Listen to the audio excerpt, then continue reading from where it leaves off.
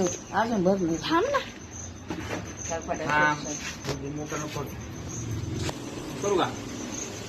नारळ सोलण्यासाठी जुगार कुठलाही काही लागत नाही, फक्त घरात असलेली सांडशी ही अशी मारायची.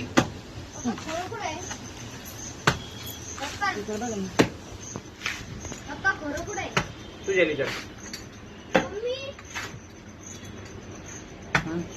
घरात राहायचंच बोल मध्ये असं पकडीने मारून कोणी साईडला ओढायचं. खाली दाखव. एकदम सोपं आहे.